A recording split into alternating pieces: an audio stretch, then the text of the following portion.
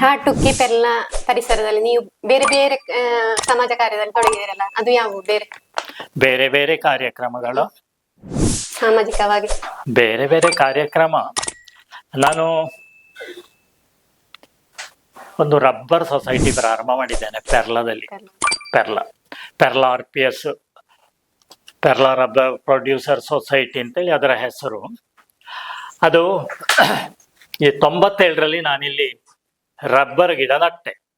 ಈ ರಬ್ಬರ್ ಗಿಡ nut subsidy ತರ ಯಾವ್ದಾದ್ರು ಬರ್ಬೇಕಿದ್ರೆ ಒಂದು ರಬ್ಬರ್ ಸೊಸೈಟಿಯ ಮೆಂಬರ್ ಆಗಬೇಕು. ಹಾಗೆ ಬೆಳ್ಳೂರು ಪಂಚಾಯತ್ ಅಧ್ಯಕ್ಷರು ಗೋವಿಂದ ಭಟ್ ಅಂತ ಹೇಳಿದ್ರು, ಅವರೊಂದು ರಬ್ಬರ್ ಸೊಸೈಟಿ ಬೆಳ್ಳೂರು ಅಂತೇಳಿ ಮಾಡಿದ. ಅವರ ಕೈಲಿ ಹೇಳಿದೆ ನನ್ನನ್ನು ಮೆಂಬರ್ ಮಾಡಿ ಅದರಲ್ಲಿ ಅಂತೇಳಿ. ನಿಮ್ಮನ್ನಿಲ್ಲಿ ನಾನು ಮೆಂಬರ್ ಮಾಡುವುದಿಲ್ಲ, ನೀವು ಪೆರ್ಲಾದಲ್ಲಿ ಒಂದು ಸೊಸೈಟಿ ಸ್ಥಾಪನೆ ಮಾಡಿ ಅದರಲ್ಲಿ ಮೆಂಬರ್ ಆಗಿ, ಪೆರ್ಲಾ ಏರಿಯಾದಲ್ಲಿ ತುಂಬಾ ರಬ್ಬರ್ ನಟ್ಟವರಿದ್ದಾರೆ, ಈಗ ನಡ್ತಾ ಇದ್ದಾರೆ ಅಂತೇಳಿ. ಹಾಗೆ ಅವರು ಮಾತು ಕೇಳಿ ಒಂದು ರಬ್ಬರ್ ಸೊಸೈಟಿಗೆ ನನಗೊಬ್ರು ಶಂಕರ್ ನಾರಾಯಣ ಭಟ್ ಅಂತ ಹೇಳಿ ಪೆರ್ಲಾ ಸೊಸೈಟಿಯ ಸೆಕ್ರೆಟರಿ, ಒಳ್ಳೆ ಆಕ್ಟಿವ್ ವ್ಯಕ್ತಿ ಅವರು ಬಹಳ ಸಹಕಾರ ಕೊಟ್ಟರು, ಅದರಲ್ಲಿ ದುಡಿದ್ರು. ಅವರ ನಮ್ಮ ರಬ್ಬರ್ ಸೊಸೈಟಿ ಆಫೀಸ್ ಎಲ್ಲ ಅವರ ಸೊಸೈಟಿಯಲ್ಲಿ ಪ್ರಾರಂಭದಲ್ಲಿ ಇದ್ದದ್ದು, ಅಲ್ಲೇ ಪರ್ಚೇಸ್ ಮಾಡಿದ್ದು. ಅವರ ಸ್ಟಾಫ್ ಎಲ್ಲ ನಮಗೆ ಸಹಕಾರ ಕೊಡ್ತಿದ್ರು. ಈಗ ಬಾಡಿಗೆ ಕಟ್ಟಡದಲ್ಲಿ ಕೆಲಸ ಮಾಡ್ತಾ ಇದ್ದೇವೆ, ಕೋಟಿಗಟ್ಟಲೆ ಟರ್ನ್ ಓವರ್ ಉಂಟು, ಒಳ್ಳೆ ಸ್ಥಿತಿಯಲ್ಲಿ ಹೋಗ್ತಾ ಉಂಟು. ಅದರ ಅಧ್ಯಕ್ಷ ಅವತ್ತಿಂದ ಇವತ್ತುವರೆಗೂ ನಾನೇ. ಸುಮಾರು ಎಷ್ಟು ಸಮಯದಿಂದ? ಯಾವುದು ಸುಮಾರು ಎಷ್ಟು ಸಮಯದಿಂದ? ರಬ್ಬರ್ ಸೊಸೈಟಿ 99ರಲ್ಲಿ ಪ್ರಾರಂಭ ಆದ್ದು. ಅದರ ನಂತರವೇ ನೀವು ಅಧ್ಯಕ್ಷರಾಗಿದ್ದೀರಿ ಈಗ ಇಷ್ಟ ತನಕ? ಅಂದ್ರೆ ಆ ಸೊಸೈಟಿಯಲ್ಲಿ ಕೆಲವು ಸಲ ಕೈಂದ ಆಗ್ಬೇಕಾಗ್ತದೆ, ಅದಕ್ಕೆ ನಿಮ್ಮನ್ನು ಇಟ್ಕೊಂಡದ್ದು. ಮತ್ತೆ ಬೇರೆ ಈ ದೇವಸ್ಥಾನದ ಬ್ರಹ್ಮ ಕಲಶ, ದೊಡ್ಡ ದೊಡ್ಡ ಏನಾದ್ರು ಕಾರ್ಯಕ್ರಮ ಇದೆಲ್ಲ ಆಗುವಾಗ ನಾನು ಸಕ್ರಿಯವಾಗಿ ಭಾಗವಹಿಸ್ತೇನೆ. ಕೆಲವು ಜವಾಬ್ದಾರಿ ಅಷ್ಟಾಗ ಕೊಡ್ತಾರೆ ಅವರು. ಈಗ ಜಾತ್ರೆ ಬಂದ ಕೂಡ್ಲೆ ನನಗೆ ಊಟದ ಜವಾಬ್ದಾರಿಗೆ ನೀವು ನನ್ನಿಂದ ಆಗುದಿಲ್ಲ, ಅಲ್ಲ ನೀವು ಬಂದು ನಿತ್ರೆ ಸಾಕು, ಮತ್ತೆ ನಾವು ಮಾಡ್ತೇವೆ ಆ ರೀತಿ ಹೇಳ್ತಾರೆ. ಸಹಕಾರ ಉಂಟು, ಜವಾಬ್ದಾರಿಗೆ ನಾನು ಅದು ನಮ್ಮ ಸರ್ಕಲ್ ಪೈಕಿಯಾಗೂ ನನಗೆ ದೂರ ನಿಲ್ಲಿಕ್ಕೆ ಆಗುದಿಲ್ಲ, ಅದೊಂದು ಕಷ್ಟ ಆಗುದು. ಶಾಲೆ ಎಲ್ಲ ಮತ್ತೆ ನಮ್ಮ ಕಾಟುಕೆ ಸರ್ವಿಸ್ ಕೋಆಪರೇಟಿವ್ ಬ್ಯಾಂಕ್ ಸೊಸೈಟಿ ಇಲ್ಲಿಯದ್ದು, ಅಲ್ಲಿಗೂ ಹಾಗೆ ಇವರೇ ನನ್ನನ್ನು, ರಾಜಕೀಯ ವ್ಯತ್ಯಾಸ ಇತ್ತು ನಮ್ಮೊಳಗೆ, ನೀವು ಬನ್ನಿ ನಾಮಿನೇಷನ್ ಕೊಡಿ ಈ ಬೋರ್ಡಿನಲ್ಲಿ ಬೇಕು ಅಂತ ಹೇಳಿದ್ರು. ಬೇಡಪ್ಪ ನನಗಿದ್ದು ಬೇಡ, ಅಲ್ಲ ಸೇರ್ಲೇಬೇಕು ನೀವು, ನಿಮಗೊಂದು ಸೀಟ್ ಇಟ್ಟಿದ್ದೇವೆ ಅಂತೇಳಿ ನನ್ನನ್ನು ಒತ್ತಾಯದಲ್ಲಿ ಸೇರಿಸಿದ್ರು ಅವರು. ಎಲೆಕ್ಷನ್ ಆಯ್ತು, ಎಷ್ಟು ಓಟು ನನಗೆ ನಮ್ಮ ಪಾರ್ಟಿಯವರು ಕೊಟ್ರು, ಅವರ ಪಾರ್ಟಿಯವರು ಕೊಟ್ರು. ಹಾಗೆ ಮತ್ತಿನ ಸಲ ಪ್ರೆಸಿಡೆಂಟು ನೀವು ಆಗ್ಬೇಕು ಅಂತ ಹೇಳಿದ್ರು. ಮತ್ತೆ 2 ಟರ್ಮು ನಾನು ಪ್ರೆಸಿಡೆಂಟ್ ಆದೆ. ಆ ಟೈಮಿನಲ್ಲಿ ಒಂದು ಕ್ಯಾಂಪ್ಕೋ ಎಲೆಕ್ಷನ್ ಬಂತು. ಕ್ಯಾಂಪ್ಕೋ ಗೊತ್ತಲ್ಲ, inter state multi state cooperative, ಈಗ ಬಲು ದೊಡ್ಡ ಸಂಸ್ಥೆ ಆಗಿದೆ. ಅದರಲ್ಲಿ ಡೈರೆಕ್ಟರ್ಶಿಪ್ಪಿಗೆ ಯಾರನ್ನು ಮಾಡುವುದು ಅಂತೇಳಿ ಪ್ಯಾನಲ್ ಮಾಡುವಾಗ ಈ ವಾರಣಾಸಿ ಸುಬ್ರಾಯ ಭಟ್ ಅದರ ಫೌಂಡರ್ ಇಲ್ಲ, ಅವರೀಗ ನಮ್ಮ ಸ್ವಲ್ಪ ನಂಟರು ಕೂಡ ಅವನ ಹೆಸರನ್ನೊಂದು ಬರ್ಕೊಳ್ಳಿ ಅಂತ ಹೇಳಿದ್ರು. ಈ ಪ್ರೈಮರಿ ಕೋಆಪರೇಟಿವ್ ಸೊಸೈಟಿಗೆ ಒಂದು ಸೀಟ್ ಉಂಟು ಅದರಲ್ಲಿ, ಆ ಸೀಟಿಗೆ ಅವನ್ನು ಬರ್ಕೊಳ್ಳಿ ಅಂತೇಳಿ. ಹಾಗೆ ನನಗೆ ಸಿಕ್ಕಿತು ಕ್ಯಾಂಪ್ಕೋದ್ದು. ಆ ಸಮಯದಲ್ಲಿ ನೀವು ಕ್ಯಾಂಪ್ಕೋದಲ್ಲಿ ಡೈರೆಕ್ಟ್ ಆಗಿದ್ದೀರಿ, ಕಾಟುಕೆಯಲ್ಲಿ ಒಂದು ಬ್ರಾಂಚ್ ಓಪನ್ ಮಾಡ್ಲಿಕ್ಕೆ ಆಗುದಿಲ್ಲ, ಮಾಡಿ ಅಂತ ಹೇಳಿದ್ರು. ಹಾಗೆ ಒಂದು ಬ್ರಾಂಚಿಂದ ಮತ್ತೊಂದು ಬ್ರಾಂಚಿಗೆ 10 ಕಿಲೋಮೀಟರ್ ಡಿಸ್ಟೆನ್ಸ್ ಬೇಕು ಅಂತೇಳಿ ಲೆಕ್ಕ ಉಂಟು. ಆದ್ರೆ ನನ್ನ ಒತ್ತಾಯಕ್ಕೆ 7 ಕಿಲೋಮೀಟರ್ ಇರುವುದಿಲ್ಲ, 10 ಕಿಲೋಮೀಟರ್ ಇಂದ ಜಾಸ್ತಿ ಉಂಟು ಅಂತೇಳಿ ರೆಕಾರ್ಡ್ ಮಾಡಿ ಇಲ್ಲಿ ಸ್ಯಾಂಕ್ಷನ್ ಮಾಡಿ. ಯಾರು ನಿಮಗೆ ಅದಕ್ಕೆ ತಡೆ ಮಾಡ್ಲಿಲ್ವಾ?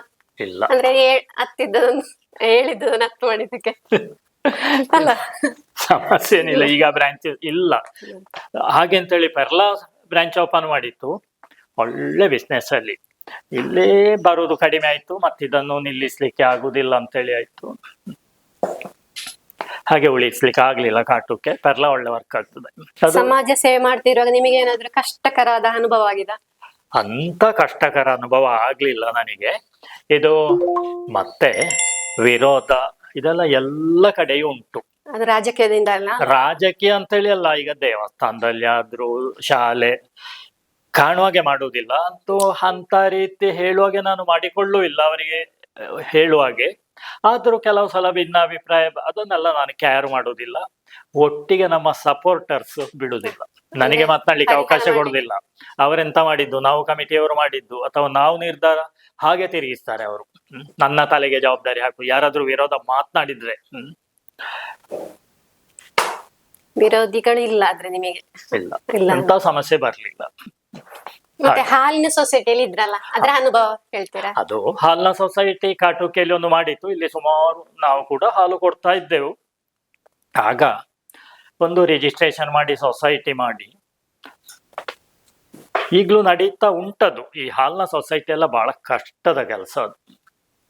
ಹಾಲು ಬರುವುದು ಕಡಿಮೆ ಆಗುದು, ಕೆಲವು ಸಲ ಬಾರದೇ ಇರುವುದು, ಕೆಲವು ಸಲ ಲೋಕಲ್ ಮಾರ್ಕೆಟ್ ಲೋಕಲ್ ಸೇಲ್ ಆಗುದು, ಅವರ ವಾಹನ ಬಂದ್ರೆ ಅವರಿಗೆ ಕೊಡಬೇಕು ನಾವು, ಹೀಗೆಲ್ಲ. ಅಂತೂ ಹಾಲು ಹಾಕುವವರಿಗೊಂದು ವ್ಯವಸ್ಥೆ ಆಗಿದೆ, ಸೊಸೈಟಿಯಲ್ಲಿ ಮಾಡ್ತಾ ಇದ್ದಾರೆ. ಮತ್ತೊಂದು ಘಟನೆ ನಡೆಯಿತು. ಈ ಕಾಟುಕೆ ದೇವಸ್ಥಾನ ಪರಿಸರ, ಅದಕ್ಕೆಲ್ಲ ಹೆಡ್ ಸುಬ್ರಹ್ಮಣ್ಯೇಶ್ವರ ಯುವಕ ಸಂಘ ಅಂತೇಳಿ ಒಂದು ಸಂಸ್ಥೆ ಉಂಟು. ಒಳ್ಳೆ ಕೆಲಸ ಮಾಡ್ತಾರೆ ಯುವಕರೆಲ್ಲ ಸೇರಿ. ನನ್ನನ್ನು ಹೇಳ್ಕೊಂಡೋಗಿ ನೀವು ಉದ್ಘಾಟನೆ ಮಾಡಬೇಕು ಅಂತ ಹೇಳಿದ್ರು. ಉದ್ಘಾಟನೆ ಮಾಡಿತ್ತು. ಮತ್ತೆ ಕೆಲ ವರ್ಷ ಕಳೆದು ಮಹಿಳಾ ಸಂಘ ಕಟ್ಟಬೇಕು, ಅದಕ್ಕೆ ಇವಳನ್ನು ಕರೆದ್ರು.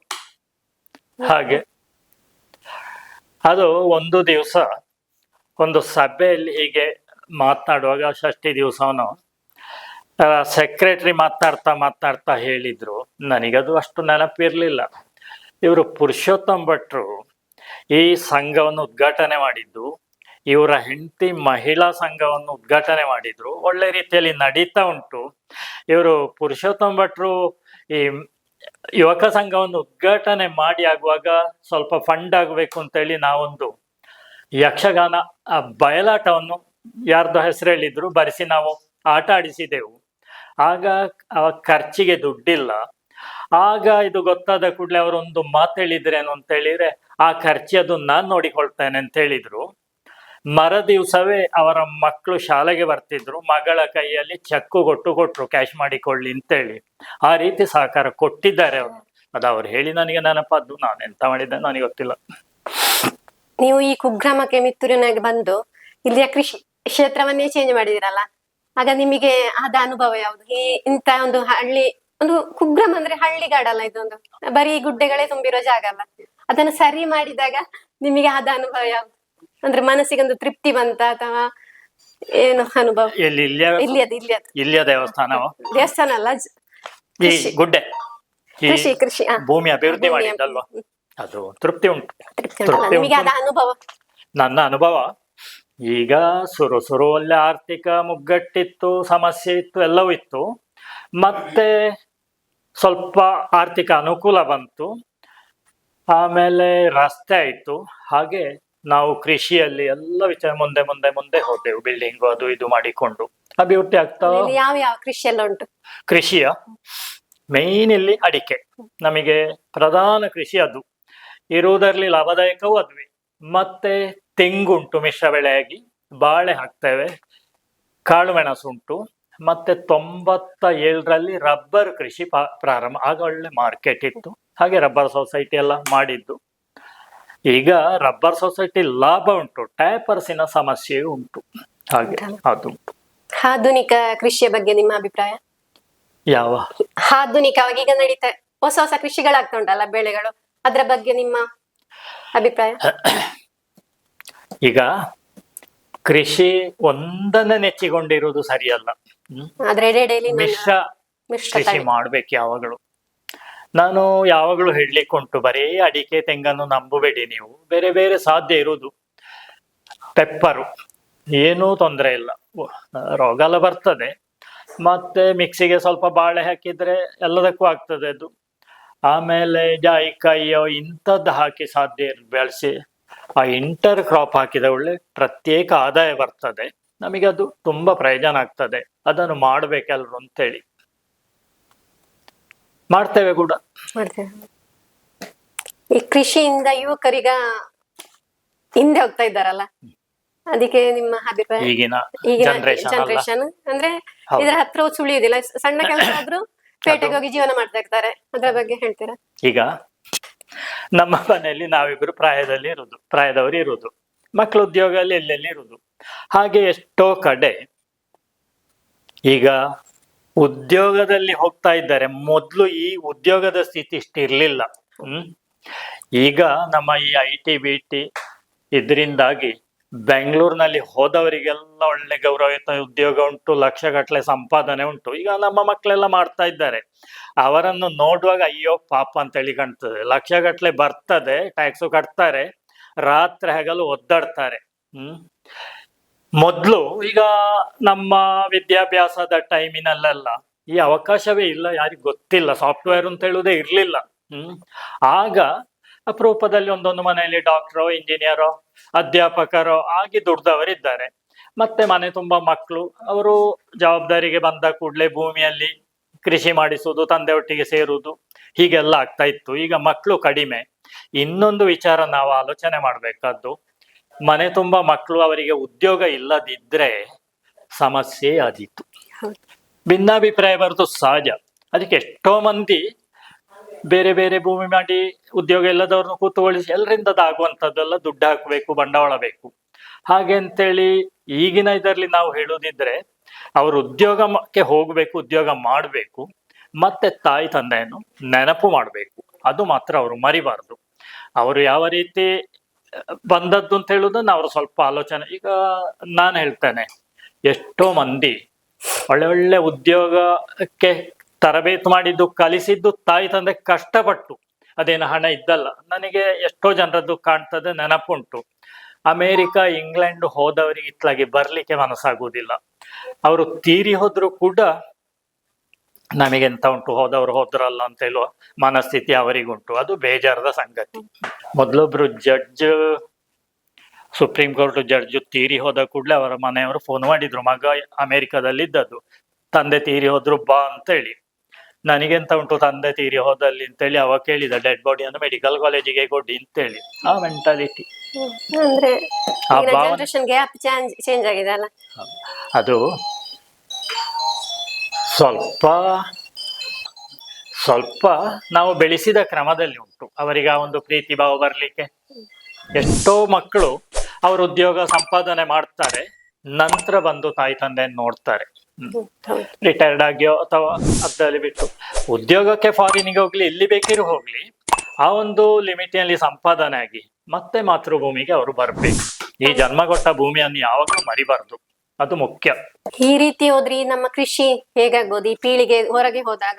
ಈ ಪೀಳಿಗೆ ಹೊರಗೆ ಹೋಗಿ ಬರೇ ಬೆಂಗಳೂರು ಉದ್ಯೋಗ ಅಂತೇಳಿ ಅವರು ಮುಂದೆ ಮುಂದೆ ಹೋಗಿ ಕೃಷಿಯ ಮಟ್ಟಿಗೆ ಯಾರಿಗೆ ಯಾವ ತಲೆಬಿಸಿಯೂ ಬೇಡ. ಇದು ಮುಂದೆ ಹೋಗ್ತಾ ಇರ್ತದೆ. ಉದಾಹರಣೆಗೆ ಹೇಳ್ತೇನೆ, ಈಗ ಈ ನಮ್ಮ ಏರಿಯಾದಲ್ಲೆಲ್ಲ ಭತ್ತದ ಕೃಷಿ, ಕೆಲವು ಕೃಷಿ ಎಲ್ಲ ಹಿಂದೆ ಬಿದ್ದಿದೆ. ಅದಕ್ಕೆ ಕಾರಣ ಉಂಟು. ನಾನೊಂದು ಕಾಲದಲ್ಲಿ ಇಲ್ಲಿಗೆ ಟಿಲ್ಲರು ಟ್ರ್ಯಾಕ್ಟರ್ ಬರ್ಲಿಕ್ಕಿಲ್ಲ, ಇದು ಎತ್ತು ಕೋಣ ಸಾಕಿ ಬೇಸಾಯ ಮಾಡ್ತಾ ಬಹಳ ಕಷ್ಟಪಟ್ಟು ಒಳ್ಳೆ ಬೇಸಾಯ ಮಾಡ್ತಿದ್ದೆ. ಮತ್ತೆ ಮತ್ತೆ ಈ ಹಂದಿಗಳು, ಆಮೇಲೆ ಮಿಡಿತೆ, ಇದರ ಕಾಟಲ್ಲಿ ಈಗ ನವಿಲಿರ್ಲಿಲ್ಲ, ಆಗ ಏನೂ ಪ್ರಯೋಜನ ಇಲ್ಲ ಅಂತೇಳಿ ಅದನ್ನು ಬಿಟ್ಟೆ. ಬಾಕಿ ಅಡಿಕೆ, ತೆಂಗು ಇದನ್ನು ಮಾಡ್ತಾ ಇದ್ದೇನೆ. ಹಾಗೆ ಲಾಭದಾಯಕ ಅಲ್ಲದ್ದು ಯಾರು ಮಾಡ್ಲಿಕ್ಕಿಲ್ಲ, ಅದು ಸಾಧ್ಯವೂ ಇಲ್ಲ. ಗವರ್ಮೆಂಟ್ ಏನಾದ್ರು ಕೊಟ್ರೆ ಅದಿತ್ತು ಮಾಡಿ ಅಂತೇಳಿ, ಅದು ಸಾಧ್ಯ ಇಲ್ಲ.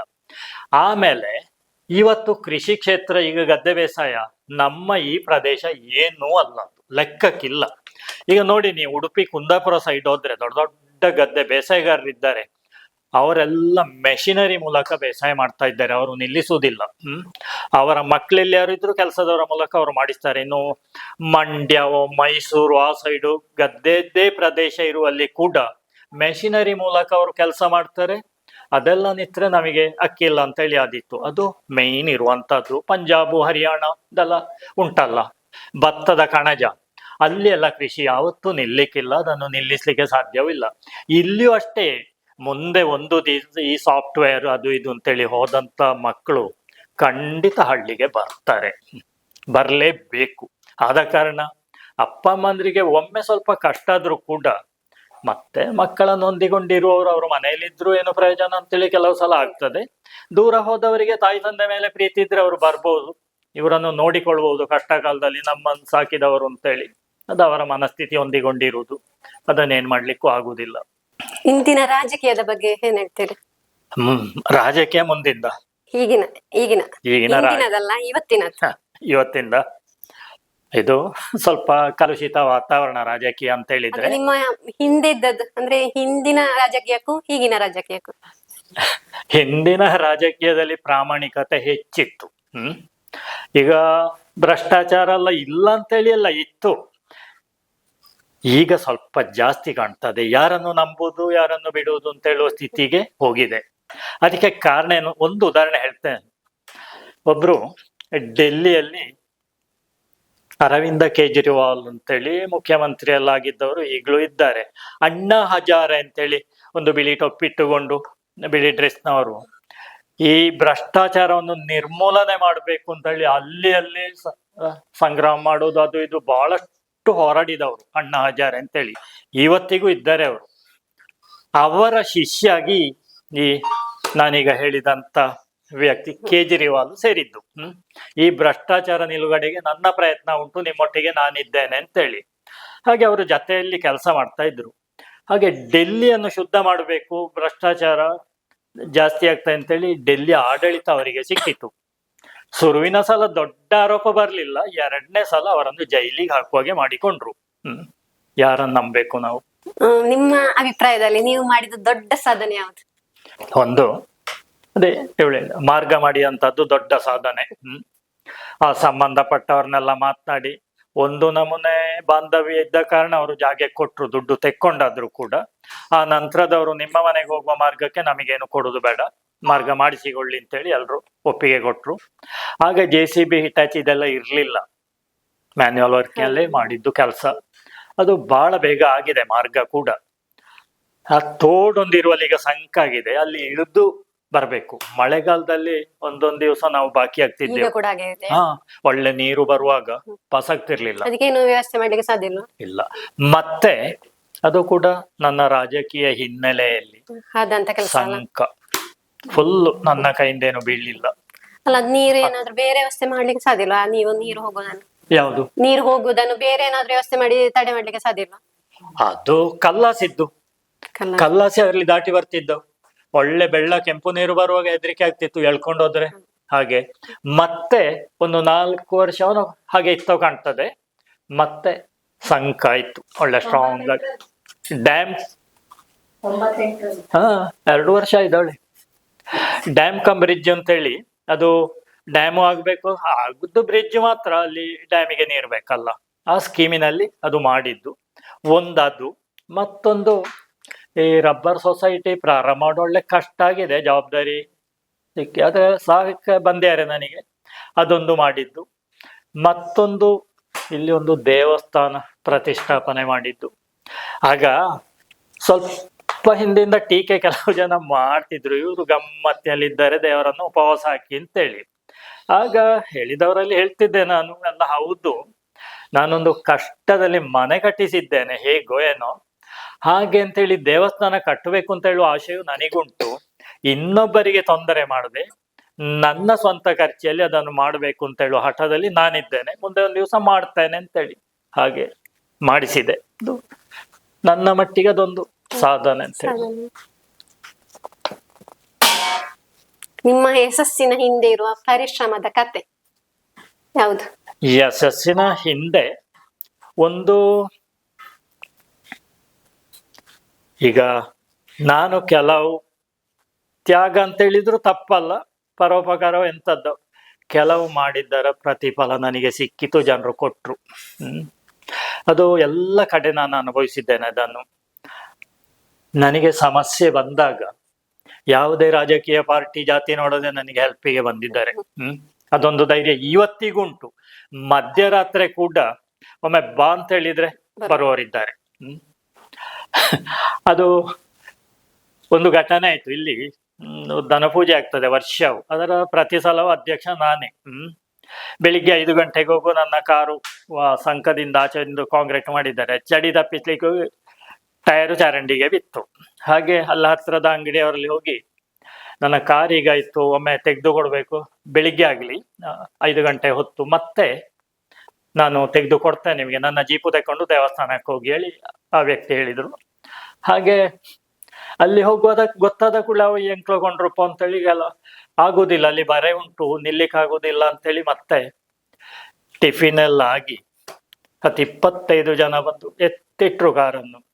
ನನ್ನಲ್ಲಿ ಒಬ್ರು ನನ್ನ ಆತ್ಮೀಯ, ನೀವು ನನ್ನನ್ನೇನು ಕರೆಯದ್ದು ಹೇಳಿದ್ರು, ನಿನ್ನನ್ನು ಕರೀಲಿಕ್ಕೆ ಅಲ್ಲಿ ರಾತ್ರಿ ಹೋಗಿ ಬೆಳಿಗ್ಗೆ ಆಗ್ತಾ ಇಷ್ಟೇ.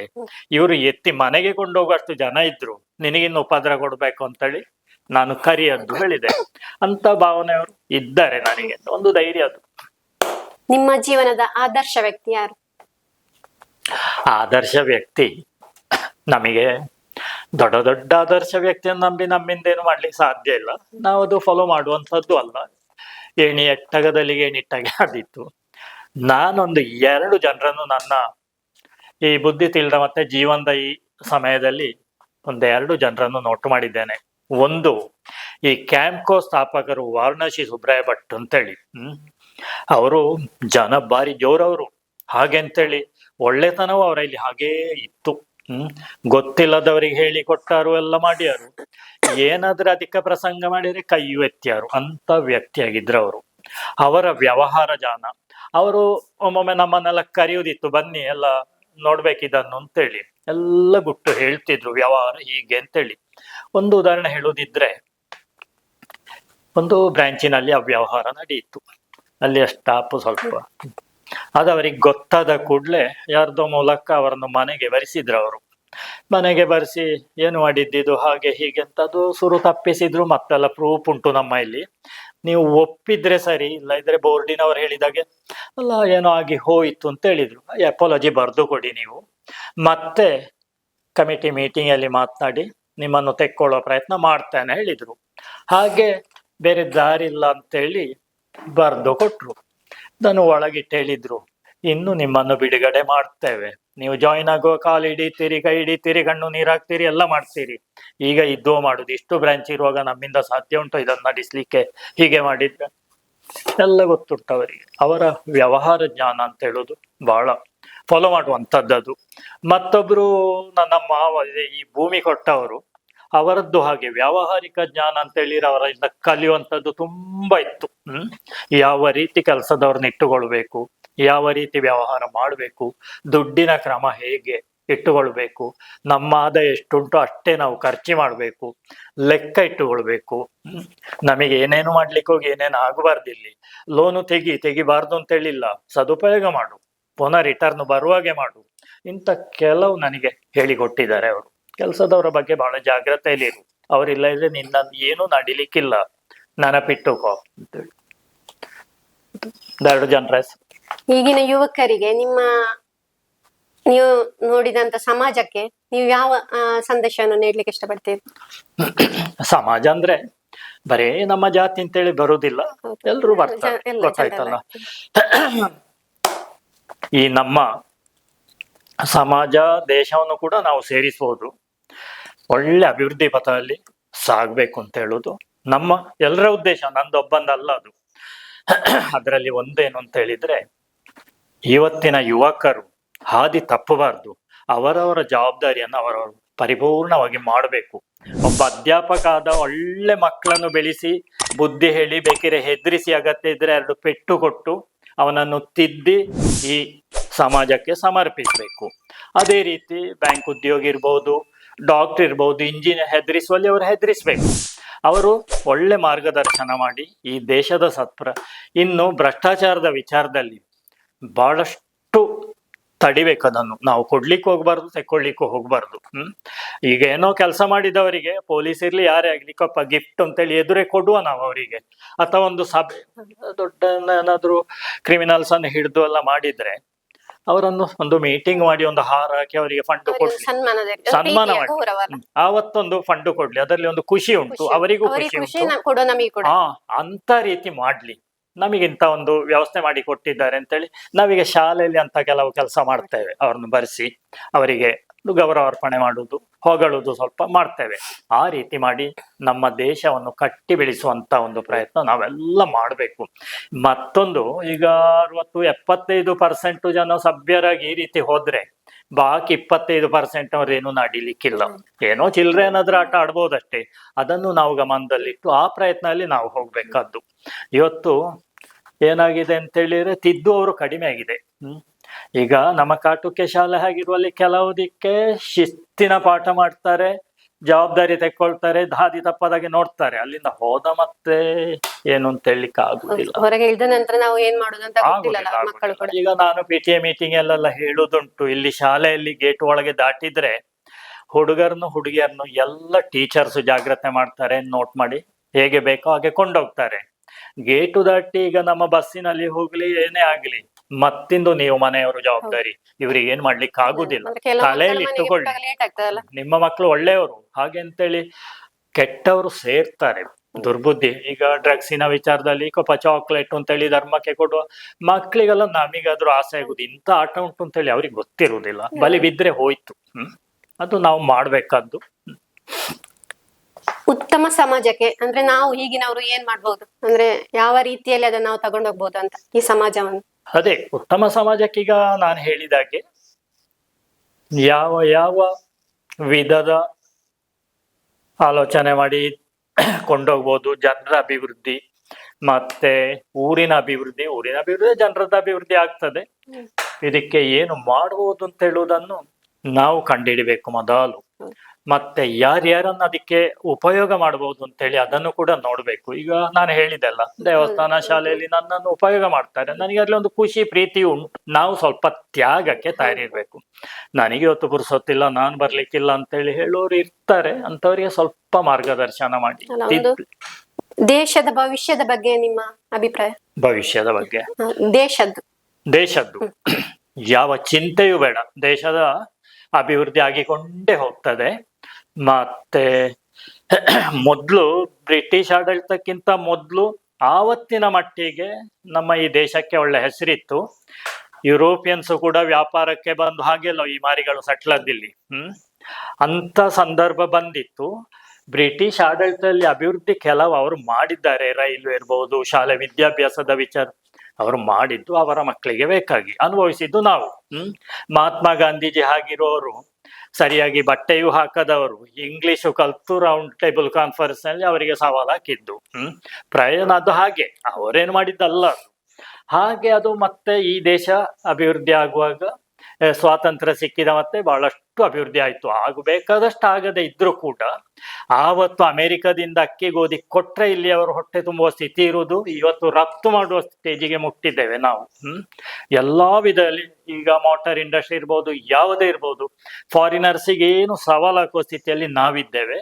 ಅಭಿವೃದ್ಧಿ ಆಗುವಷ್ಟು ಆಗಿದೆ, ಇನ್ನೂ ಕೂಡ ಆಗುವಂಥದ್ದು ತುಂಬಾ ಉಂಟು, ಅದು ಬೇರೆ. ಇವತ್ತು ಮನೆಯಲ್ಲಿ ಸೌದೆ ಒಲೆ ಬೇಕು ಅಂತ ಹೇಳಿಲ್ಲ, ಗ್ಯಾಸ್ ಸಪ್ಲೈ ಉಂಟು, ಕರೆಂಟ್ ಸಪ್ಲೈ ಉಂಟು, ಎಲ್ಲ ವ್ಯವಸ್ಥೆ ಮಾಡ್ತಾ ಇದ್ದಾರೆ. ನೀರಿನ ವ್ಯವಸ್ಥೆ ಮಾಡ್ತಾ ಉಂಟು, ಎಲ್ಲ ಕಡೆ ಆಗ್ಲಿಕ್ಕಿಲ್ಲ, ಆಗುದು ಇಲ್ಲ ಹಾಗೆ ಅಂತೇಳಿ ಎಷ್ಟೋ ಕಡೆ ಮಾಡಿದ್ದಾರೆ. ಆ ಮಟ್ಟಿಗೆ ನಾವು ಅವ್ರನ್ನ ಹೊಗಳ್ಬೇಕು. ಆಡಳಿತದಲ್ಲಿ ಒಳ್ಳೆಯವರು ಬಂದ ಕೂಡಲೇ ಮತ್ತಷ್ಟು ಅಭಿವೃದ್ಧಿ ಆಗ್ತದೆ, ಅವರಿಗೊಂದು ಪ್ರೀತಿ ಇರ್ತದೆ. ಹಾಗೆ ಅದು ನಾವು ಎಲ್ಲ ವಿಷಯದಲ್ಲಿ ಅಭಿವೃದ್ಧಿ ಆಗ್ತಾ ಹೋಗ್ತೇವೆ, ಇನ್ನಷ್ಟು ಅಭಿವೃದ್ಧಿ ಆಗ್ತದೆ, ಅದ್ರಲ್ಲಿ ಎರಡು ಮಾತಿಲ್ಲ. ನಿಮ್ಮ ಮುಂದಿನ ಗುರಿ ಯಾವುದು? ನನ್ನ ಮುಂದಿನ ಗುರಿ 78 ವರ್ಷ ಆಯ್ತು. ತಮಾಷೆಗೆ ಹೇಳಿದೆ, ದೊಡ್ಡ ಗುರಿ ಅಂತ ಹೇಳಿ ನಾನೇನು ಇಟ್ಟುಕೊಳ್ಳಿಲ್ಲ. ಇದೇ ರೀತಿ ಒಂದು 10 ಜನರಿಗೆ ಖುಷಿಯಾಗಿ, ನಮಿಗೂ ಒಂದು ಅನುಕೂಲವಾಗಿ ನಾವಿಬ್ರು ಇರುವುದು ಆದಷ್ಟು ಒಳ್ಳೆ ರೀತಿಯಲ್ಲಿ ಹೋಗ್ಬೇಕು. ಮತ್ತೆ ಕೃಷಿ ಇರ್ಬೋದು, ಹೈನುಗಾರಿಕೆ ಇರ್ಬೋದು, ಎಲ್ಲದರಲ್ಲಿಯೂ ಆದಷ್ಟು ಸಾಧ್ಯ ಇರುವಷ್ಟು ಅಭಿವೃದ್ಧಿ ಆಗ್ಬೇಕು ಅಂತ ಹೇಳೋ ಭಾವನೆ. 4 ಕೆಲಸದವ್ರನ್ನ ಇಟ್ಟುಕೊಂಡಿದ್ದೇನೆ, ಬೇಕಾದ ವ್ಯವಸ್ಥೆ ಮಾಡಿಕೊಂಡು ಹೋಗ್ತಾರೆ, ಎಲ್ಲ ಅಭಿವೃದ್ಧಿ ದಾರಿಯಲ್ಲಿ ಹೋಗ್ತಾ ಉಂಟು. ಇನ್ನಷ್ಟು ಮುಂದುವರಿಬೇಕದು. ಒಂದು 10 ಜನಕ್ಕೆ ಪ್ರಯೋಜನವೂ ನನ್ನಿಂದ ಆಗ್ಬೇಕು ಅಂತ ಹೇಳುವ ಆಸೆ ನನ್ನ ಇಲ್ಲಿ ಉಂಟೀಗ. ಈಗ ನಾವೆಲ್ಲ ನಿಮ್ಮ ಯಾವ ಒಂದು ವಿಷಯವನ್ನು ನೆನಪಿಟ್ಟುಕೊಳ್ಳುವ ಹಾಗೆ ನೀವು ಮಾಹಿತಿ ಹೇಳ್ತೀರಿ? ಒಂದು, ಸತ್ಯ ಹೇಳುವಂತ ಸ್ವಭಾವ ನಾವು ಇಟ್ಟುಕೊಳ್ಬೇಕು, ಅದು ಯಾವತ್ತೂ ಒಳ್ಳೇದು. ಈಗ ನನ್ನ ಮೇಲೆ ಕೆಲವು ಜನರಿಗೆ ಸಿಟ್ಟು ಬರುದುಂಟು, ನಾನು ಕಂಡದ್ದು ಕಂಡಾಗೆ ಹೇಳ್ತೇನೆ ಅಂತೇಳಿ. ನನಗೆ ಅರ್ಥ ಆಗ್ತದೆ, ನನ್ನ ಅಭ್ಯಾಸ ಅದು. ಈಗ ಎದುರಿಂದ ಸರಿ ಹೊಗಳುದು, ಹಿಂದೆ ಹೋಗಿ ದೂರುದು, ಆ ಕ್ರಮ ನನ್ನ ಇಲ್ಲಿಲ್ಲ. ಹೇಳುದನ್ನ ಎದುರೇ ಹೇಳುದು, ನೆಷ್ಟೂರಾದ್ರೂ ತೊಂದರೆ ಇಲ್ಲ ಅಂತೇಳಿ ಪ್ರಾಮಾಣಿಕ ವ್ಯವಹಾರ ಮಾಡುದು. ಕೆಲವು ಸಲ ತಪ್ಪಲಿಕ್ಕೂ ಸಾಕು, ಆದ್ರೂ ಕೂಡ ಈ ವ್ಯಕ್ತಿಯನ್ನು ನಂಬಬಹುದು ಅಂತ ಹೇಳಿ ಆ ಒಂದು ಭಾವನೆ ಬಂದ್ರೆ, ಈಗ ಉದಾಹರಣೆ ಹೇಳ್ತೇನೆ, ನಮಗೆ ಬ್ಯಾಂಕಿಗೆ ಹೋದ್ರೆ, ಈಗ ಜಾಯಿಂಟ್ ಅಕೌಂಟ್ ಆದ್ರೆ ಒಬ್ಬ ದಸ್ಕತ್ ಹಾಕಿರಿ ನನಗೆ ಕೊಡ್ತಾರೆ ಅವರು ದುಡ್ಡು, ಇವರು ಬಂದ ಹಾಕಿಯಾರು, ಅಂತ ಸಮಸ್ಯೆ ಬಂದ್ರೆ ಕೂಡ್ಲೆ ತಂದು ಕಟ್ಟಿಯಾರು, ಆ ವಿಶ್ವಾಸ ಅವರಿಗೂ. ಅದನ್ನ ನಾವ್ ಇಟ್ಟುಕೊಳ್ಬೇಕು, ಉಳಿಸ್ಬೇಕು. ಈಗ ಅಂತ ಭಾವನೆ ಇದ್ದ ಕೂಡಲೇ ನಾವು ಸೋಲುವುದಿಲ್ಲ. ದುಡ್ಡಿನ ವಿಚಾರ ಆಗ್ಲಿ, ಇತರ ಸಹಕಾರ ಆಗ್ಲಿ, ಯಾವುದೇ ಬೇಕಿದ್ರು ಕೂಡ ಮಾಡಿಯೇ ಮಾಡ್ತಾರೆ. ಇವರಿಗೆ ದುಡ್ಡು ಕೊಟ್ರೆ ನಷ್ಟ ಇಲ್ಲ, ಟೈಮಿಗೆ ಕೊಡ್ತಾರೆ ಇವರು. ಅಥವಾ ಇವರಿಗೆ ಏನಾದ್ರು ಉಪಕಾರ ಮಾಡಿದ್ರೆ ಪ್ರತ್ಯುಪಕಾರ ಅವರಿಂದ ಬಂದೇ ಬರ್ತದೆ ಸಮಯ ಬರುವಾಗ. ಇಂಥ ಭಾವನೆ ಅವರಲ್ಲಿ ಇರ್ತದೆ. ನಾವು ಇನ್ನೊಬ್ಬರಿಗೆ ಮಾರ್ಗದರ್ಶನ ಮಾಡುವಾಗ್ಲೂ ಹಾಗೆ ಒಳ್ಳೇದಾಗುವ ಮಟ್ಟಿಗೆ ಮಾಡ್ಬೇಕು. ಕೆಲವು ನೋಡಿದ್ದೇನೆ, ಕುಹಕಿಯಲ್ಲಿ ಅಡ್ಡದಾರಿಯನ್ನು ಹೇಳುವವರಿದ್ದಾರೆ, ಅದು ನಮ್ಮ ಬಾಯಲ್ಲಿ ಬರಬಾರ್ದು, ಯಾವತ್ತೂ ಬರಬಾರ್ದು. ಒಳ್ಳೇದು ನಾವು ಆಗ್ಬೇಕು, ಅದೇ ರೀತಿ ಇನ್ನೊಬ್ರು ಒಳ್ಳೇದಾಗ್ಬೇಕು. ನಾನು ಒಂದೆರಡು ಜನ ಕೃಷಿಕರನ್ನು ನೋಡಿದ್ದೇನೆ. ಅವರ ಮನೆಗೆ ಹೋದ ಕೂಡ್ಲೆ ಅವರ ಮಾರ್ಗದರ್ಶನ ಅಷ್ಟು ಖುಷಿ ಆಗ್ತದೆ ನಮಗೆ. ನಾನು ಈ ರೀತಿ ಮಾಡಿದ್ದೇನೆ, ನೀನು ಮಾಡು, ಈ ರೀತಿ ಕೃಷಿ ಇದು ಬಾಕಿ ಎಲ್ಲ ಇಂಟರ್ ಕ್ರಾಪ್ ಎಲ್ಲ ಹಾಕು ನೀನು, ಈ ರೀತಿ ಈಟು ಕೊಡು, ನೀರು ಹಾಕು, ಮದ್ದು ಬಿಡು, ಪ್ರತಿಯೊಂದು ಅಡ್ವೈಸ್ ಅವರು ಮಾಡಿದ್ದನ್ನು ನಮಗೆ ಹೇಳ್ತಾರೆ. ಅದು ಖುಷಿ ಆಗ್ತದೆ. ನಾವು ಕೂಡ ಅದೇ ಅಭಿಪ್ರಾಯ. ನಾನು ಹೀಗೆ ಮಾಡಿದ್ದೇನೆ, ನನಗೆ ಪ್ರಯೋಜನ ಆಗಿದೆ, ಉತ್ತಮ ಸ್ಥಿತಿಗೆ ಬಂದಿದ್ದೇನೆ, ನೀವು ಕೂಡ ಅದನ್ನು ಮಾಡಿ ಅಂತೇಳಿ ಎಷ್ಟೋ ಜನರಿಗೆ ಹೇಳ್ತೇನೆ. ನನ್ನ ತೋಟದಲ್ಲಿ ಕಾಳು ಮೆಣಸಿನ ಬಳ್ಳಿ ಉಂಟು, ಸ್ವಲ್ಪ ಕೊಯ್ದುಕೊಂಡೋಗಿ ನಾಡಿ ಅಂತೇಳಿ ಕೆಲವು ಜನರಿಗೆ ಹೇಳಿದ್ದೇನೆ. ಅದೊಂದು ಆದಾಯ ಬರ್ತದೆ ನಿಮಗೆ, ಸತ್ತು ಹೋಗ್ತದೆ ಇಲ್ಲ ಅಂತೇಳಿ ಎಲ್ಲ ನಾವು ಪ್ರಯತ್ನ ಮಾಡಬೇಕು. ಅದು ನಾವು ಮಾಡಬೇಕಾದ್ದು. ಮತ್ತೊಂದು ನನಗೆ ಕಾಣುವುದೇನು ಅಂತ ಹೇಳಿದ್ರೆ, ಅವ ಕೃಷಿಕನೋ ಉದ್ಯೋಗಸ್ಥನೋ ಯಾರೇ ಇರ್ಲಿ, ನಮ್ಮ ಇಲ್ಲಿ ಒಂದು ಬಜೆಟ್ ಬೇಕು, ಒಂದು ವರ್ಷದ್ದು, ಗೊತ್ತಾಯ್ತಲ್ಲ.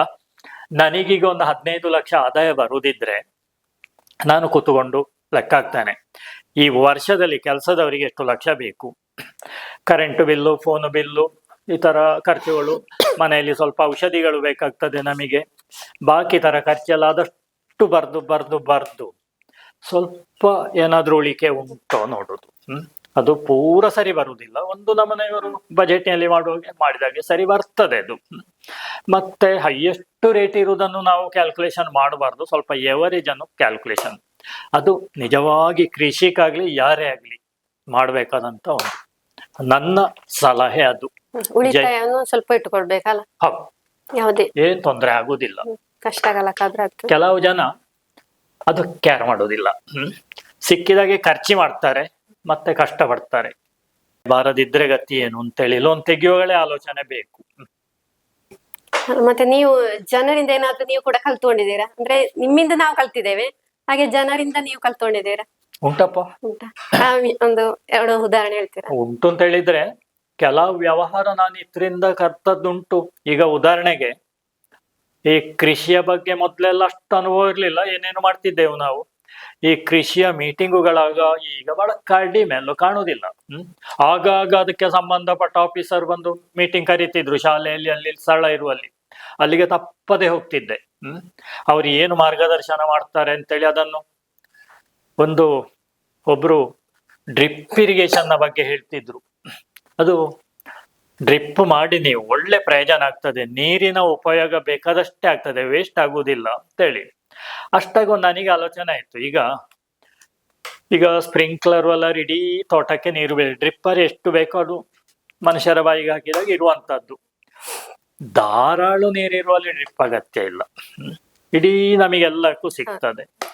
ಒತ್ತಾಯದ ತೋಟ ಅಂತ ಹೇಳಿ ಆದ್ರೆ ಕಡಿಮೆ ನೀರಿರುವ ಇದು ಸೂಕ್ತವಾದ ಸಲಹೆ ಅದು ಅಂತೇಳಿ ಅದು ಆಲೋಚನೆ ನಾವು ಮಾಡಬೇಕು. ಈಗ ನಮ್ದೊಂದು ತೋಟ ಉಂಟು, ಅಲ್ಲಿ ಕಂಪ್ಲೀಟ್ ಡ್ರಿಪ್ಪು, ಹುಲ್ಲು ಕೂಡ ಒಣಗಿ ಹೋಗ್ತದೆ, ವೈಶಾಖಲ್ಲಿ ಏನು ಬರುವುದಿಲ್ಲ. ಅಲ್ಲಿ ಅಡಿಕೆ ಮರ, ತೆಂಗಿನ ಮರ ನಾವು ನಟ್ಟದಕ್ಕಷ್ಟು ಡ್ರಿಪ್ ಹೋಗ್ತದೆ, ನೀರು ಸದ್ವಿನಿಯೋಗ ಆಗ್ತದೆ. ಇದು ನಾವು ಕಲಿಯುವಂಥದ್ದು. ಮತ್ತೆ ಒಮ್ಮೆ ಒಂದು ಮೀಟಿಂಗ್ ಅಲ್ಲಿ ಕೇಳಿದೆ, ನೀವು ಈ T x D ತೆಂಗು ಅದು ಇದು ದೊಡ್ಡ ಚಿತ್ರ ಹಾಕಿ ದೊಡ್ಡ ದೊಡ್ಡ ಫಸಲ ಇದೆಲ್ಲ ತೋರಿಸಿ ಮಾಡ್ತೀರಿ, ಅದನ್ನು ಸ್ಟಾಕ್ ಮಾಡಿದ್ರೆ ಎಲ್ಲ ಹಾಳಾಗ್ತದಲ್ಲ, ಅದೇನು? ಈಗ ನಾವು ತೆಂಗಿನಕಾಯಿ ಕೊಯ್ದಾಗೆ ಮಾರಾಟ ಮಾಡ್ತೇವೆ, ಕೆಲವು ಜನ ತೋಟದಲ್ಲೇ ಮಾರ್ತಾರೆ, ಆಗ ವರ್ಷಕ್ಕೊಮ್ಮೆ ಮಾರುದು ಆ ಟೈಮಲ್ಲಿ. ಈ T x D ಅನ್ನೆಲ್ಲ ನಾನು ಮತ್ತೆ ಕೊಯ್ದದ್ದು ಬೇರೆ ಇಟ್ಟು ಆಗ ಸುಲಿದು ಕೊಡ್ತಿದ್ದೆ, ಹಾಳಾಗುದದು. ಅದಕ್ಕೆ ಅವರು ಹೇಳಿದ್ರು, ನೀವು ಹೇಳಿದ್ದು ಸರಿ, ನಾವು ಈ ತೆಂಗನ್ನೆಲ್ಲ ಎಕ್ಸ್ಪೆರಿಮೆಂಟ್ ಮಾಡಿ ಅದರ ಪ್ರಾಡಕ್ಟ್ ಸಿಕ್ಕುವಾಗ 10-12 ವರ್ಷ ಆಗ್ತದೆ, ಅಷ್ಟು ಟೈಮ್ ಕಾಯ್ಬೇಕು. ರಿಸಲ್ಟ್ ಗೊತ್ತಾಗುದು, ಮತ್ತೆ ಈಲ್ಡ್ ಎಲ್ಲ ಬರ್ತದೆ. ನೀವು ಹೇಳಿದ ದೋಷ ಇರುವುದು ಹೌದು, ಏನು ಮಾಡುದು, ಅದಕ್ಕೆ ಪರಿಹಾರ ಇಲ್ಲ ಅಂತ. ಅದೀಗ ವಿಂಟರ್ ಮಂಗಳ ಒಳ್ಳೆ ಒಳ್ಳೆ ಹೈಬ್ರಿಡ್ ಅಡಿಕೆ ಎಲ್ಲ ಉಂಟು, ಕ್ವಾಲಿಟಿ ಕಡಿಮೆ, ಹಿಡಿಯುವುದು ಒಳ್ಳೆ ಹಿಡಿತದೆ, ಬೇಗ ಹಿಡಿತದೆ ಎಲ್ಲ. ಹೌದು.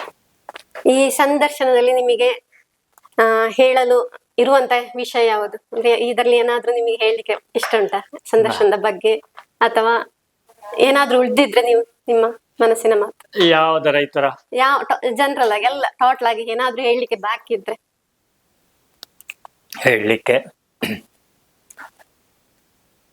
ನೀವು ಇವತ್ತು ನನ್ನ ಸಂದರ್ಶನಕ್ಕಾಗಿ ಇಲ್ಲಿಗೆ ಬಂದಿದ್ದೀರಿ, ಪ್ರೀತಿ ಇಟ್ಟು ಬಂದಿದ್ದೀರಿ. ಸ್ವಾಗತ ನಾನು ಮಾಡಬೇಕಿತ್ತು, ನೀವು ಪ್ರೀತಿಯಿಂದ ಮಾಡಿದ್ದೀರಿ. ಮತ್ತೆ ನೀವು ಕೆಲವು ವಿಚಾರಗಳನ್ನಿಲ್ಲಿ ನಮಗೆ ವಿಮರ್ಶೆ ಮಾಡಲಿಕ್ಕೆ ಕೊಟ್ಟು ಅದರ ವಿಮರ್ಶೆ ಆಯಿತು. ಇನ್ನು ಕೆಲವು ನನಗೆ ಹೇಳಲಿಕ್ಕೆ ಇರುವುದಿದ್ರೆ, ಈ ಊರಿನ ಅಭಿವೃದ್ಧಿಗೆ ಇನ್ನಷ್ಟು ಜನರ ಸಹಕಾರ ಬೇಕು. ನಾವು ಮಾತನಾಡುವ ಶುದ್ಧ ಮನಸ್ಸಿಂದ ಮಾತನಾಡಿದ್ರೆ ಅವರಿಗೂ ಅರ್ಥ ಆಗ್ತದೆ, ಅವರು ನಮಗೆ ಗೌರವ ಕೊಡ್ತಾರೆ. ಅವರು ಬಡವ ಇರ್ಬೋದು, ಶ್ರೀಮಂತ ಇರ್ಬೋದು, ಪೂರ ಮಟ್ಟ ಸರಿ ಇಲ್ಲದ ಒಂದೇ ರೀತಿಯವರಲ್ಲಿ ಮಾತನಾಡಿ ನಾವು ಅವ್ರನ್ನ ಇಟ್ಟುಕೊಳ್ಬೇಕು. ಅದು ತುಂಬಾ ಪ್ರಯೋಜನ ಆಗ್ತದೆ ನಮ್ಮ ವ್ಯವಹಾರಕ್ಕೆ, ಅವರ ಸಹಕಾರ ಸಿಗ್ತದೆ. ನನಗೆ ಸ್ವಲ್ಪ ಆ ಲಾಭ ಸಿಕ್ಕಿದೆ. ಇನ್ನು ಕೆಲವು ವ್ಯಕ್ತಿಗಳಿದ್ದಾರೆ, ವಿಶಿಷ್ಟ ವ್ಯಕ್ತಿಗಳವರು, ಕೆಲವು ಅನುಭವಗಳಿರ್ತದೆ. ಅವರಿಗೆ ಇನ್ನೊಬ್ಬರಲ್ಲಿ ಹೇಳುವುದರಲ್ಲಿ ಪ್ರೀತಿ ಉಂಟು. ಅವರು ಇದನ್ನ, ಉದಾಹರಣೆಗೆ ನಾನೊಂದು ಸಲ ನಾ ಇಲ್ಲಿ ಕೇಳಿದೆ, ಹೌದಾ ಮರ ಈ ಕೊಕ್ಕೋ ಪ್ರೂನಿಂಗ್ ಮಾಡ್ಲಿಕ್ಕೆ ನಿನ್ನಲ್ಲೆಲ್ಲ ಮಾಡ್ತಾರೆ, ಹೇಗದು ಕ್ರಮ? ನೀವು ಸೀದಾ ಮನೆಗೆ ಹೋಗಿ, ತಂದೆಯವರಿದ್ದಾರೆ ಅಲ್ಲಿ, ಅವರು ನೆನೆ ಚಾಯ ಎಲ್ಲ ಕೊಟ್ಟು ತೋಟಕ್ಕೆ ಕರ್ಕೊಂಡು ಖುಷಿ ಆದೀತ ಅವರಿಗೆ ಹೇಳುವುದರಲ್ಲಿ ಪ್ರೀತಿ, ಇನ್ನೊಬ್ಬರಿಗೆ ಹೇಳುವುದರಲ್ಲಿ ಪ್ರೀತಿ, ಸರಿಯಾದ ಮಾರ್ಗದರ್ಶನ. ಹಾಗೆ ಅವರ ಮಗ ಹೇಳಿದಾಗೆ ಆಯ್ತಲ್ಲ, ತಮ್ಮ ಅನುಭವಗಳನ್ನ ಹಂಚಿಕೊಳ್ತಾರೆ, ತನ್ನ ಅನುಭವ ಪೂರ ಹಂಚಿದ್ರು. ಆಮೇಲೆ ಅವರ ಅಣ್ಣ ಇಲ್ಲ, ಅವರಿಗೆ ತಮ್ಮಂದ್ರನೇ 2 ಬೈದ್ರು, ಬೇಡ ಬೇಡ ಹೇಳಿದಾಗೆ ಕಡ್ದ್ರು. ನಮಗೊಂದು ಜೀವನಕ್ಕೆ ದಾರಿಯಾಗುವಂಥದ್ದು, ಅದು ಕೆಲಸದವರು ಇಲ್ಲ ಇದ್ರು ನಾವು ಮಾಡುವಂಥದ್ದು ಎಲ್ಲ ಹಾಳು ಮಾಡಿದ್ರು ಅಂತ ಕೆಲವು ಮಾರ್ಗದರ್ಶನ ಅವರು ಹೇಳಿದ್ರು. ಅಂತವ್ರು ಕೆಲವು ಜನ ಇದ್ದಾರೆ. ಅದು ನಾವು ಹೋಗಿ ಅವರಲ್ಲಿ ಕೇಳಿದ್ರೆ ಅವರು ಹೇಳ್ತಾರೆ ಮಾರ್ಗ. ಅದು ಆರ್ಥಿಕ ವಿಚಾರದಲ್ಲಿಯೂ ಕೆಲವು ಸಲ ಈಗ ನಾನು ಹೇಳಿದಾಗೆ ಜಾಗ್ರತೆ ಮಾಡುವ ಬಗ್ಗೆ ಎಲ್ಲ ಒಬ್ರು ಹೇಳಿದ್ದಾರೆ. ಅದು ಮುಖ್ಯ ನಮಗೆ. ನಾವು ಇರುವಾಗೆ ಖರ್ಚು ಮಾಡಬಾರ್ದು, ಮುಂದೆ ಯಾವ ಘಟನೆ ಏನು ಸಮಸ್ಯೆ ಬರ್ತದೆ ಅಂತೇಳಿ ಗೊತ್ತಿಲ್ಲ, ತಲೆಯಲ್ಲಿ ಇರ್ಲಿ ಅದು ಅಂತೇಳಿ ಮುನ್ನೆಚ್ಚರಿಕೆ ಕೊಡ್ತಾರಲ್ಲ, ಮುನ್ನೆಚ್ಚರಿಕೆ ಕೊಡ್ತಾರೆ. ಹೌದು, ಮುನ್ಸೂಚನೆ. ಇಷ್ಟರವರೆಗೆ ನಾವು ಈ ಕಾಟುಕುಕ್ಕೆ ಪರಿಸರದಲ್ಲಿ ಒಂದು ಕೇಳಿ ಬರುವ ಹೆಸರು, ಯಾವುದೇ ಕಾರ್ಯಕ್ರಮ ಇರಲಿ ಏನೇ ಇರಲಿ, ನಾವು ಯಾರನ್ನು ಕರೆಯುವುದು ಅಂತೇಳಿ ಕೇಳಿದರೆ ಮೊದಲು ಬರುವ ಹೆಸರು ನಮ್ಮ ಮಿತ್ತೂರು ಪುರುಷೋತ್ತಮ ಭಟ್ರದ್ದು. ಈ ಊರಿನಲ್ಲಿ ಈ ಪೆರ್ಲ ಪರಿಸರ, ಕಾಟುಕುಕ್ಕೆ ಪರಿಸರ, ಇಲ್ಲಿ ಯಾರನ್ನು ಕೇಳಿದ್ರು ಅವರನ್ನು ಗೊತ್ತಿಲ್ಲದವರಿಲ್ಲ. ಎಲ್ಲಾ ಕ್ಷೇತ್ರದಲ್ಲಿಯೂ ಕೂಡ ಕೈಯಾಡಿಸಿಕೊಂಡು ಬಂದಂತಹ ಒಂದು ಧೀಮಂತ ವ್ಯಕ್ತಿ ಅಂತ ಹೇಳ್ಬೋದು. ಚಿಕ್ಕದಿಂದಲೇ ಕಷ್ಟಪಟ್ಟು ಬೆಳೆದು ದೊಡ್ಡಾಗಿ ಈ ಮಿತ್ತೂರು ಪರಿಸರದಲ್ಲಿ ಕೃಷಿ ಅಭಿವೃದ್ಧಿ ಮೊದಲು ಮಾಡಿ, ಸಮೀಪದ ದೇವಸ್ಥಾನ, ಶಾಲೆ, ಸೊಸೈಟಿಗಳು ಇತ್ಯಾದಿಗಳಲ್ಲೆಲ್ಲ ಅಭಿವೃದ್ಧಿ ಪಡಿಸಲಿಕ್ಕೆ, ಹೊಸತನ್ನು ಮಾಡಲಿಕ್ಕೆ ಬಹಳಷ್ಟು ಕೆಲಸ ಮಾಡಿದ್ದಾರೆ. ಅದರೊಂದಿಗೆ ಈ ಒಂದು ದೇವಸ್ಥಾನ ನಡೆಸಿಕೊಂಡು ಬರುವಂತಹದ್ದು ಅಂತ ಹೇಳಿದ್ರೆ ಅದು ಅತಿ ದೊಡ್ಡ ಕೆಲಸ.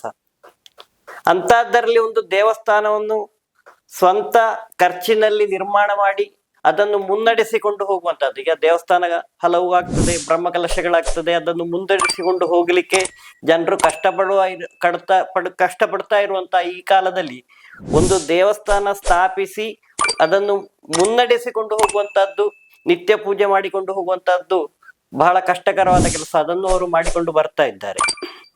ಹಾಗೆ ಎಲ್ಲರ ಸಹಕಾರವು ಅವರಿಗಿದೆ. ಇಲ್ಲಿ ಜಾತಿ ಮತ ಭೇದ, ವಿಭಿನ್ನ ಪಾರ್ಟಿಗಳಿರ್ಬೋದು, ಯಾವುದರ ಎಲ್ಲರ ಸಹಾಯ ಅವರಿಗಿದೆ. ಇಂಥ ಪಾರ್ಟಿಯೋ ಅಥವಾ ಇನ್ನು ಅಂತ ಹೇಳುವ ಆ ಒಂದು ಯಾರಲ್ಲಿ ಇಲ್ಲ, ಎಲ್ಲರೂ ಅವರಿಗೆ ಸಹಕಾರ ಕೊಟ್ಟು ಬಂದಂತಹ ಒಬ್ಬ ವ್ಯಕ್ತಿ ಅದು. ಕಾರಣ ಒಂದು ರೂಪದಲ್ಲಿ ಈ ಕಾಟುಕುಕ್ಕೆ ಪ್ರದೇಶದಲ್ಲಿ ಅವರಿಗೆ ವಿರೋಧಿ ಇಲ್ಲ ಅಂತ ಹೇಳಿ ಹೇಳಬಹುದು ನಾವು. ಎಲ್ಲರೂ ಅವರ ಒಂದು ಮೇಲುಸ್ತುವಾರಿಯಲ್ಲಿ ಹೋಗುವಂತವರು. ಅಂತಹ ಒಬ್ಬ ವ್ಯಕ್ತಿಯನ್ನು ಇವತ್ತು ನಾವು ಸಂದರ್ಶನ ಮಾಡಿದ್ದೇವೆ. ಇದರಲ್ಲಿ ಡಿವೈನ್ ಮೀಡಿಯಾ ಇವತ್ತು ಒಂದು ಮುಂದಕ್ಕೆ ಬರ್ತಿರುವಂತಹ ಒಂದು ಮೀಡಿಯಾ ಆಗಿದೆ. ಈಗಾಗಲೇ ಹಲವಾರು ಸಂದರ್ಶನಗಳನ್ನು ಅವರು ನಡೆಸಿಕೊಂಡು ಬಂದಿದ್ದಾರೆ. ಅದರಲ್ಲಿ ಇವತ್ತಿನ ಈ ಸಂದರ್ಶನ ಮಾಡಿದವರು ಶ್ರೀಮತಿ ಮೂಕಾಂಬಿಕಾ ಅವರು. ಒಂದು ಕಾಲದಲ್ಲಿ ನನ್ನ ವಿದ್ಯಾರ್ಥಿನಿಯೂ ಆಗಿದ್ದಳು. ಹಾಗೆ ಉತ್ತಮವಾಗಿ ಸಂದರ್ಶನ ಮಾಡಿದ್ದಾಳೆ. ಅವಳಿಗೂ ಒಳ್ಳೆಯ ಒಂದು ಮುಂದಕ್ಕೆ ಇಂತಹ ಕಾರ್ಯಕ್ರಮಗಳನ್ನು ಹಲವು ನಡೆಸಿಕೊಂಡು ಆ ಭಾಗ್ಯ ಸಿಕ್ಕಲಿ, ಒಳ್ಳೆ ಹೆಸರು ಬರಲಿ ಅಂತೇಳಿ ಈ ಸಂದರ್ಭದಲ್ಲಿ ಆಶೀರ್ವದಿಸುವುದರೊಂದಿಗೆ ಧನ್ಯವಾದವನ್ನು ಸಮರ್ಪಿಸ್ತಾ ಇದ್ದೇನೆ.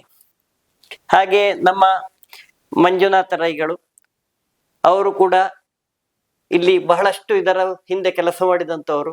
ಹಾಗೆ ನಮ್ಮ ರಾಜೇಶ್ ಅವರಿದ್ದಾರೆ, ಅವರು ಕೂಡ ಹಿಂದಿನಿಂದ ಕೆಲಸ ಮಾಡೋದು. ಒಂದು ಕಟ್ಟಡವನ್ನು ಕಟ್ಟಬೇಕಿದ್ರೆ ಅದರ ಹಿಂದಿನಿಂದ ಕೆಲಸ ಮಾಡುವವರು ಯಾರು ಗೊತ್ತಾಗುವುದಿಲ್ಲ. ಆಗ ಆ ಕೆಲಸವನ್ನು ನಡೆಸಿಕೊಂಡು ಬಂದವರು ಮಂಜುನಾಥ ರೈ ಹಾಗೂ ರಾಜೇಶ್ ಅವರು. ಅವರಿಗೂ ಕೂಡ ಈ ಸಂದರ್ಭದಲ್ಲಿ ಒಂದು ಒಳ್ಳೆಯದಾಗ್ಲಿ ಅಂತ ಹೇಳ್ತಾ ಸಂದರ್ಭದಲ್ಲಿ ಹೃತ್ಪೂರ್ವಕ ಧನ್ಯವಾದವನ್ನು ಹೇಳ್ತೇವೆ.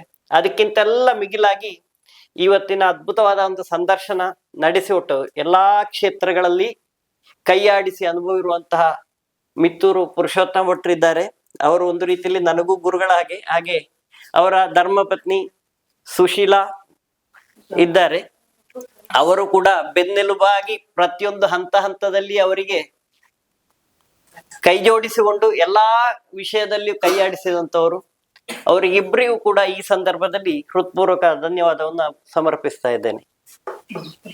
ಡಿವೈನ್ ಮೀಡಿಯಾ ಎಲ್ಲರೂ ನೋಡಿ ಪ್ರೋತ್ಸಾಹಿಸಿರಿ ಅಂತ ಹೇಳಿ ಸಂದರ್ಭದಲ್ಲಿ ಹೇಳ್ತಾ ಮತ್ತೊಮ್ಮೆ ಎಲ್ಲರಿಗೂ ಕೃತಜ್ಞತೆಗಳನ್ನು ಸಮರ್ಪಿಸ್ತಾ ಇದ್ದೇನೆ.